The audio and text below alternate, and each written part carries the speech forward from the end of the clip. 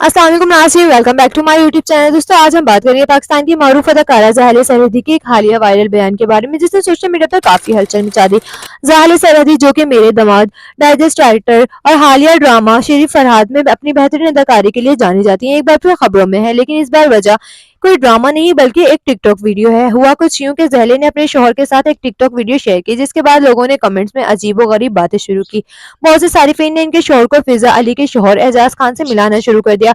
इस पर ज़ाहिला सरहदी ने सख्त रद्द-ए-अमल देते हुए कहा, मैंने अपने शौहर के साथ वीडियो पोस्ट की और हजारों कमेंट्स आए कि क्या ये फिजा अली के शौहर हैं?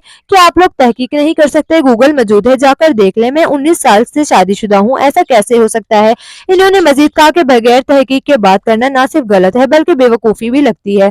साथ ही इन्होंने मज़ाहिया अंदाज में ये भी कहा कि शुक्रिया वीडियो को वायरल करने के लिए। सोशल मीडिया पर कई सारिफिन ने ज़हले की हमायत की कि पहले लोगों को तहकीक करनी चाहिए, जबकि कुछ लोग अभी भी दोनों शोहरों की मुशाबत पर हैरान हैं। तो दोस्तों, आपका इस मामले पर क्या राय है? कमेंट्स में अपनी राय का इज़हार ज़रूर कीजिएगा। क्या वाकई ही दोनों में इतनी मुशाबत है या सिर्फ एक गलतफहमी? वीडियो पसंद आए तो लाइक करें और चैनल को सब्सक्राइब करना ना भूलिएगा।